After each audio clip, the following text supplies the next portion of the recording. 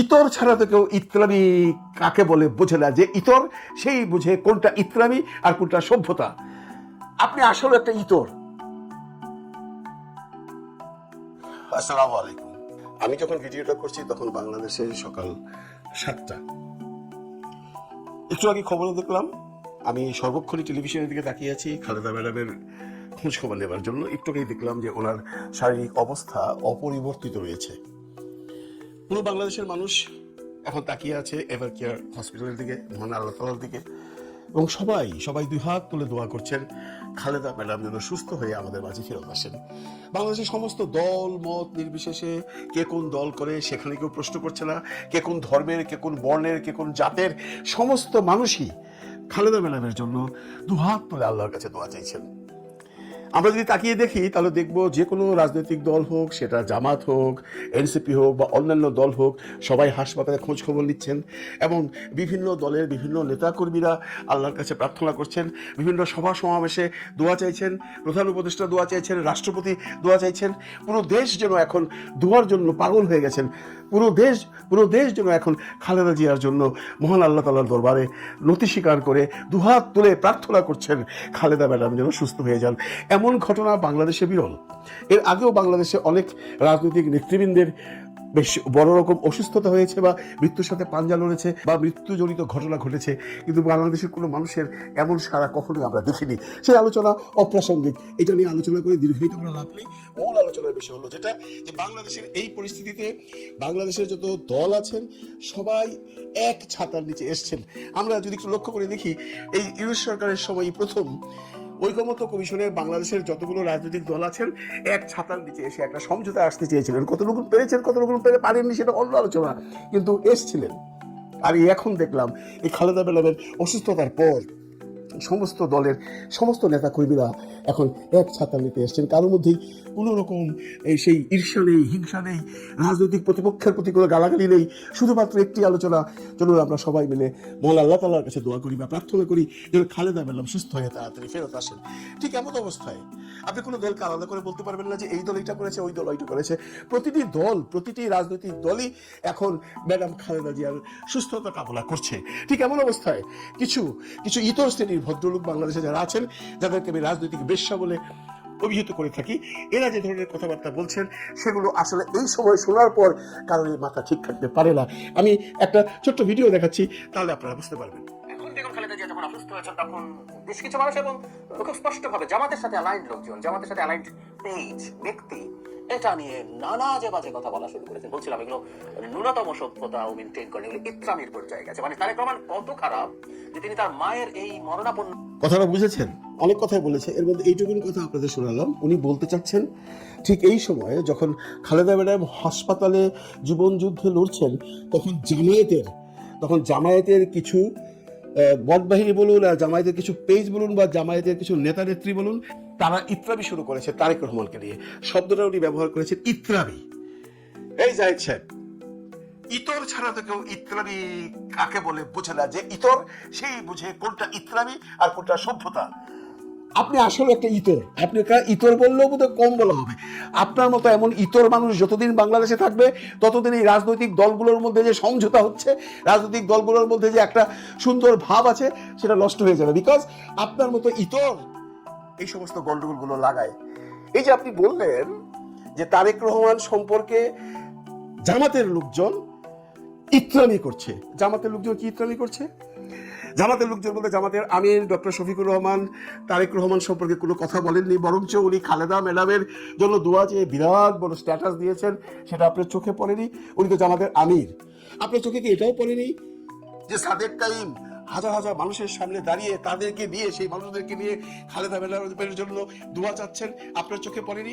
আপনার চোখে কি এটাও পড়েনি মির্জা গালিব তার কত বড় স্ট্যাটাস দিয়েছেন? ওগুলোকে ইসলামী বলে? এখানে তারেক রহমানের প্রশ্ন যখন আসছে, তখন তারেক রহমান কেন দেশে আসছেন না, এটা বাংলাদেশের 18 কোটি মানুষের মনে একটা জিজ্ঞাসা। এবং সেই জিজ্ঞাসাকে উনি আরো স্ফুলিঙ্গের মতো উড়িয়ে দিয়েছেন যখন উনি বলেছেন আমার আসবার ব্যাপারে আমার একক সিদ্ধান্তে কিছু হবে না। তার মানে উনি বোঝাতে চাচ্ছেন উনি ইচ্ছা করলেই আসতে পারবেন না, ওনাকে আসতে হলে অনেক মানুষের সিদ্ধান্তের প্রয়োজন আছে। সেটা কি মানুষের, না কোনো দলের, না কোনো রাষ্ট্রের, না কোনো সংস্থার, ক্লিয়ার করি। তো বাংলাদেশি মানুষজন জানতে চাচ্ছে তারেক রহমান সাহেব কবে আসবেন, বা তারেক রহমান সাহেব কেন আসছেন না এই সময় যখন ওনার মা সংকটে পড়ল। আমরা বাঙালিরা মায়ের প্রতি সারা জীবনে শ্রদ্ধাশীল, মায়ের প্রতি প্রতিটি সন্তানের দুর্বলতা অত্যন্ত বেশি। যখন খালেদা ম্যাডামের এই অবস্থা বাংলাদেশের আপামর মানুষ দেখছে, তখন ন্যাচারালি তাদের মনে প্রশ্ন আসে, সেটা আপনি জামাতের উপর চাপাচ্ছেন কেন? এটি শুধু জামাতের লোকজনই জানতে চাচ্ছে না, বাংলাদেশের 18 কোটি মানুষই জানতে চাচ্ছে এবং বুঝতে চাইছে তারেক রহমান সাহেব কেন আসছেন না। কারণ ওনার স্ট্যাটাস উনি ক্লিয়ার করেননি, উনি সমস্ত স্ট্যাটাসটাকে এমন ধোঁয়াশা করে রেখেছেন যাতে আমাদের বুঝবার কোনো ক্ষমতা নেই বা আমাদের জানবার কোনো ক্ষমতা নেই উনি কেন আসছেন না। এটা যদি কেউ জানতে চায় তাহলে তাকে আপনি জামাত বলবেন? আসলে আপনি তো ইতর, আপনি আসলে চান গন্ডগোল বাঁধাতে। বাংলাদেশে এখন একটা সুন্দর পরিবেশ আছে, খালেদা ম্যাডামকে নিয়ে সবাই এক হয়েছে, সবার মধ্যে কথাবার্তা আদান প্রদান হচ্ছে, জামাতের এখানে বিএনপির সভানেত্রীর জন্য দোয়া পাওয়া হচ্ছে। এটা আপনার সহ্য হচ্ছে না, কারণ আপনি তো একটা দালাল, আপনি একটা ইতর। আপনি যদি ইতর না হন তাহলে আপনি এই কথাটা বলতেন না যে এটা জামাতের ইত্রানি। আপনি আসলে দেশে কোনো সুন্দর পরিবেশ চান না, আপনি যে কোনো ভাবেই চান দেশে একটা গন্ডগোল বাঁধুক, দেশের এই সমস্ত নিয়ে কথা বলি, জামাত তারপর 10টা কথা বলুক, বিএনপি বলুক, তারপর একটু লেগে যাক, দেশে গন্ডগোল বাড়ুক। আপনি সেই লোক। আরে আপনার মতো তো আরো বহু সাংবাদিক আছে। আপনি এই যে কামাল সাহেব, মাসুদ কামাল সাহেব আজকে একটা কন্টেন্ট করেছে, ওখানে সেও একই প্রশ্ন করেছে, তারেক রহমান সাহেব আপনাকে ক্লিয়ার করতে হবে আপনি কেন দেশে আসছেন না। বাংলাদেশের মানুষ জানতে চায়, 18 কোটি মানুষ জানতে চায়, কারণ আপনি 18 কোটি মানুষের নেতা। আপনি কি কারণে আসছেন না মানুষ জানতে চায়। তাহলে মাসুদ কামাল কি জামাতের লোক? ফাজিল কোথাকার। আপনার মতো মানুষ যতদিন বাংলাদেশে থাকবে না ততদিন,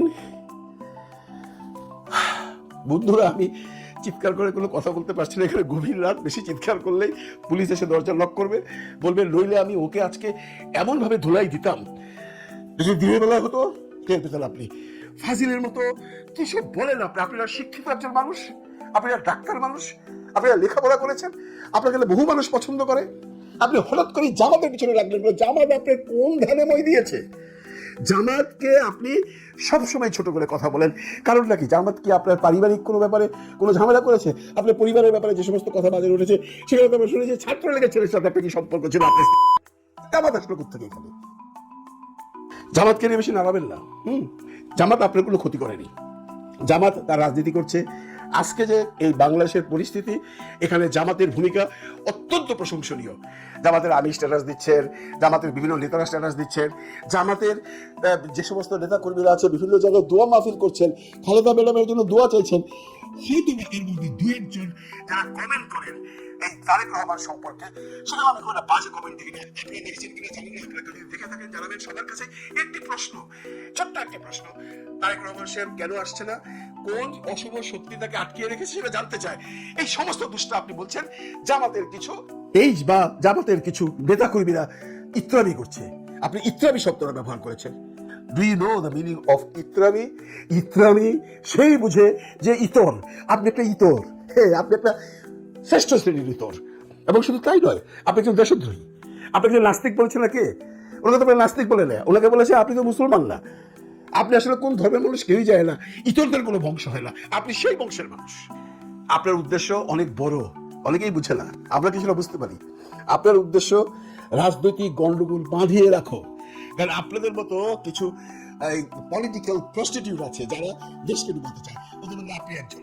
আপনার মতো যারা বিভিন্ন রকম ভিডিও করে, তাদের ভিডিও থেকে দেখুন তো, তারাও তো একই প্রশ্ন করছে। যদি আমাদের কোনো ছেলে প্রশ্ন করে থাকে সেখানে আপনি তাকে ইতর বলবেন, তাকে বলবেন তাকে তৈরি করছে। তাহলে আমি যদি আপনাকে ইতর বলি, আপনার গায়ে লাগবে? আপনার লাগবে না, আপনার গায়ে লাগে না। আপনাকে যেভাবে গালাগালি করে না মানুষ, আপনার কমেন্টে গিয়ে দেখেন অন্য কেউ হলে জীবনের এইসব কন্টেন্ট বানাতো না। কারণ আপনি কি অসভ্য মানুষ, আপনার মধ্যে কোনো সভ্যতা নাই, আপনার মধ্যে কোনো শিক্ষাই নাই। আপনি আদৌ ডাক্তারি পাশ করেছেন কিনা সেটাও প্রশ্ন সাপেক্ষ।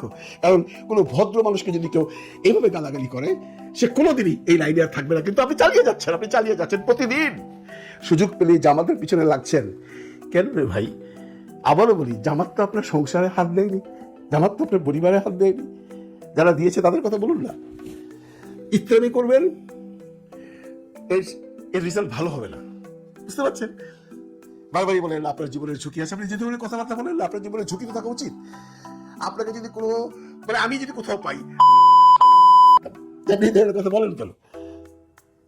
কথাবার্তা বলবার সময় একটু হিসাব করে বলবেন, আর যখন বলে ফেলেন এডিট করার সময় একটু হিসাব করে এডিট করবেন। বুঝতে পারছেন? এটা বাংলাদেশ, কেউ কাউকে কেয়ার করে না। জানেন না বাংলাদেশের কি অবস্থা? দেখেননি এখনো মবের পাল্লায় পড়েননি তো, মবের কাছ থেকে বেঁচে গেছেন। ওদেরকে প্রাউডলি বলেন আপনারা হাসিনার একুইস্টে অনেক কিছু বলেছেন, কিন্তু আমরা কোথাও তার প্রমাণ দেখিনি। ওই দুই একটা কথা বলেছেন, আসলে আপনারা তখন হাসিনার লোকই ছিলেন। এখন আবার হয়েছেন বিএনপির লোক, বিএনপির হয়ে আপনি বিএনপির সর্বনাশ করছেন। আমি বিএনপির উচ্চ মহলে বলবো এই সমস্ত দাওয়াল শ্রেণীর লোকদেরকে লাথি মেরে দল থেকে বের করে দিন।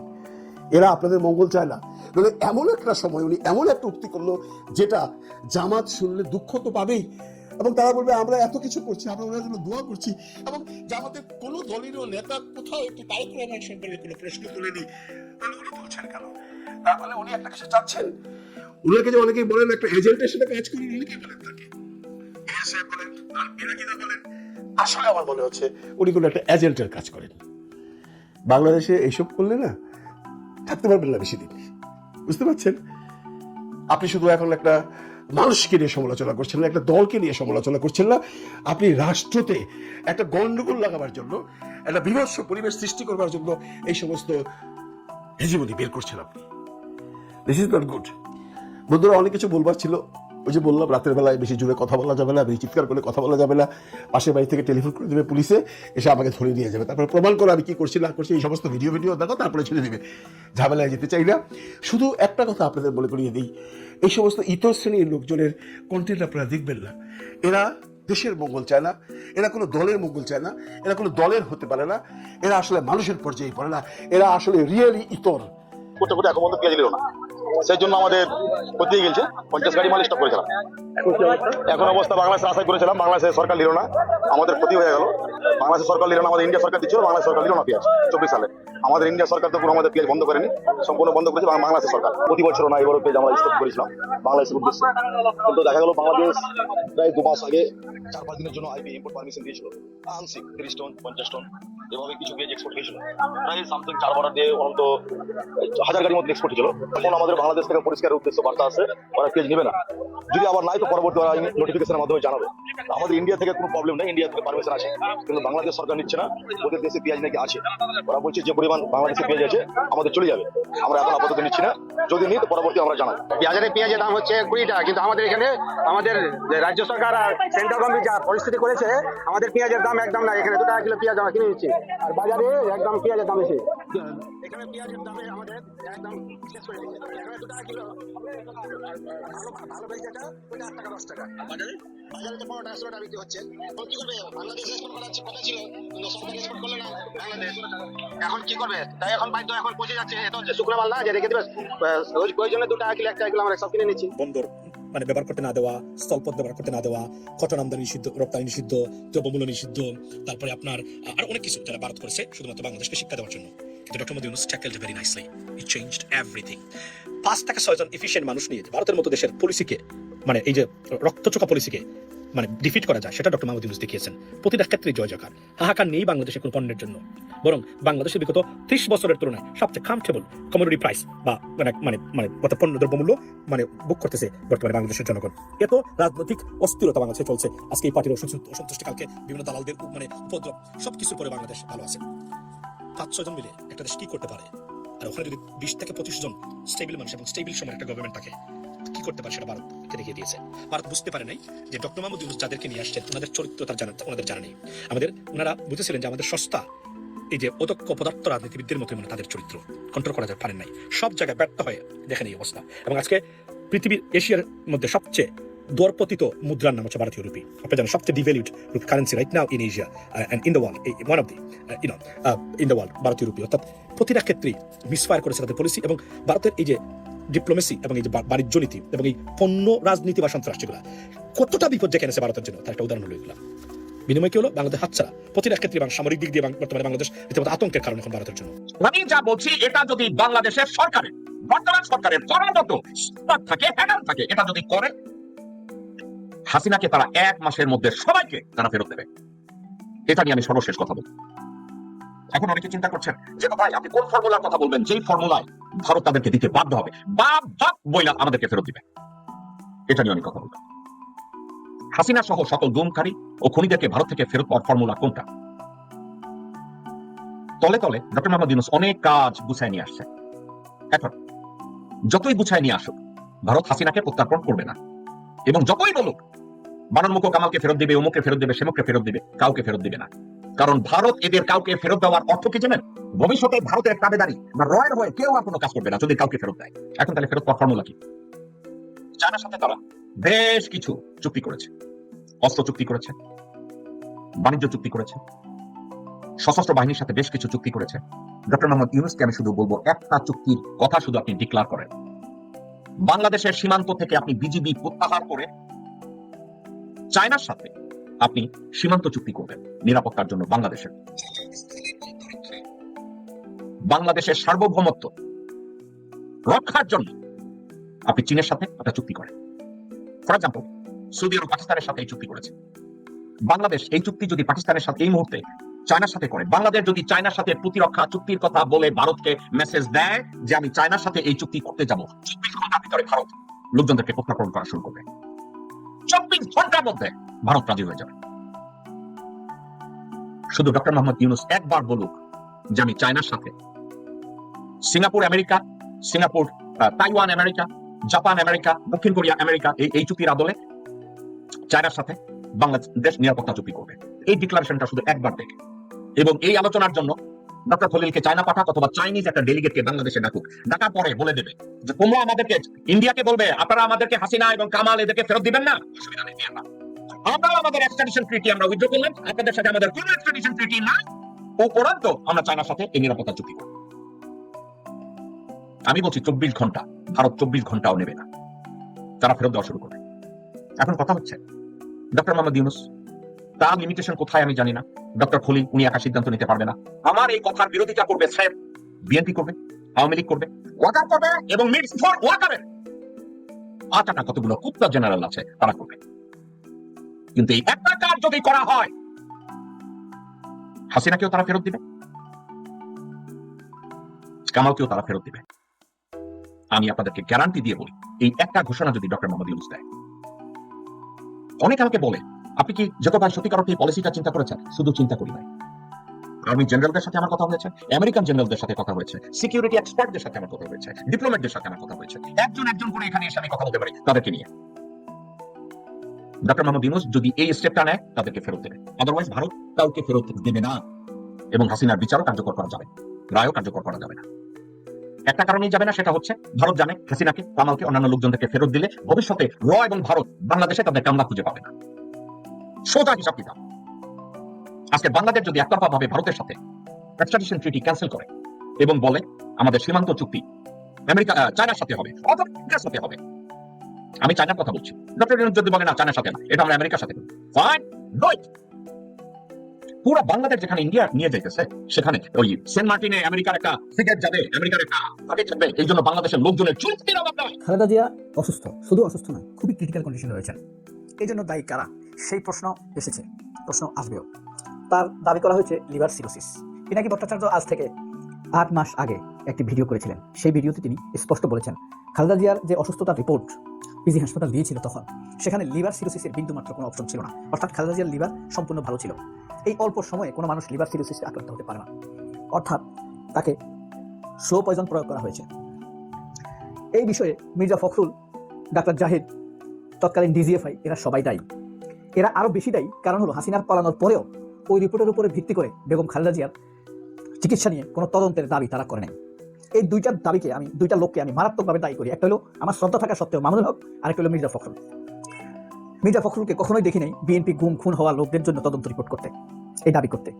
আর মামুনুল হককে কখনো শুনি নাই হেফাজতে যারা শহীদ হয়েছে বা নিহত হয়েছে, যাদেরকে হত্যা করা হয়েছে, তাদের বিচার চাইতে আমি কখনো তাকে শক্ত অবস্থান নিতে দেখি নাই। যাই হোক, যেদিন বেগম খালেদা জিয়া অসুস্থ হয়ে শেষবারের মতো হাসপাতালে যাচ্ছেন, তার আগের দিনই আবুল সরকারকে অ্যারেস্ট করেছে পুলিশ। ধরেন ছাত্রদলের সহসভাপতি, কেন্দ্রীয় নেতা আমানুল্লাহ আমান খালেদা জিয়ার জন্য দোয়া না করে সে গেছে আবুল সরকারের মুক্তি চাওয়ার জন্য। এখন ভাবেন, ছাত্রদলের কেন্দ্রীয় নেতা যদি খালেদা জিয়ার মুক্তি না চেয়ে, খালেদা জিয়ার মুক্তি চাওয়ার চাইতেও আবুল সরকারের খালেদা জিয়ার রোগ ছাত্র দলের কেন্দ্রীয় নেতা যদি খালেদা জিয়ার রোগ মুক্তির প্রত্যাশার চাইতেও আবুল সরকারের মুক্তিকে বড় রাজনীতি মনে করে, তাহলে মির্জা ফখরুল কোথায় যাবে? শিখা চিরন্তনে যাবে, কালী মন্দিরে যাবে। মির্জা ফখরুল কোথায় যাবে? মির্জা ফখরুল যাবে চার্চে যাবে। দেখেন, খালেদা জিয়া অসুস্থ, সারা দেশের মানুষ একাকার, তার জন্য দোয়া কান্না কে না করেছে বলেন? আমি আমার বুকটা দেখাতে পারছি না, দুঃখ তো আর দেখানো যায় না। আমার পরাণ করতেছে, সোজা কথা, মানে ঘরোয়া বাসায় যাবো, আমার পরাণ পড়ে। আমার মেয়ের সাথে আমি এই কনভারসেশন করতাম, আমার মেয়েকে যদি একদিন না দেখতাম, আমার বলতাম তোমার জন্য আমার পরাণ পড়ে, আমার মেয়েও আমাকে বলতো তোমার জন্য আমার পরাণ পড়ে। তো এই যে আমার কষ্ট থেকে বলছি কথা, মির্জা ফখরুলটা খালেদা জিয়াকে ওন করেই না। মির্জা ফখরুল বলেন, রবিন ফারহানা বলেন, এই যে মাহবুবুর রহমান বলেন স্থায়ী কমিটির সদস্য, তারপরে আপনার শ্যামাও বাইন, এখন যে তারেক রহমানের উপদেষ্টা আছে, এরা সব হইল ডিজিএফআই অ্যাডভাইসড করা বিএনপির নেতা। তখন ডিজিএফআই মির্জা ফখরুলকে চাপ দিয়ে বলতো একে এই পদ দাও, ওকে এই পদ দাও, ওকে এই পদ দাও। সেই পদগুলোতে এখনো রয়ে গেছে। বিএনপিকে যারা ভালোবাসে তারা দেখে দেখে এদেরকে ধীরে ধীরে সরিয়ে দিতে হবে, অথবা অন্য কাজে দিতে হবে। ডিসিশন মিটিং এ জাতীয়তাবাদী ছাড়া অন্য কাউকে রাখা ঠিক হবে না। যদি তা না করে তাহলে নিশ্চিত থাকেন, পথে ঘাটে সমাবেশে মির্জা ফখরুল, আমির খুসরুরা কি যে অপমানিত হবে। জুতা খাবে, পাথর খাবে, ইট খাবে, বাড়ি খাবে। আমার চোখে আমি দেখতে পাচ্ছি সাধারণ মানুষ খেপে উঠবে বিএনপির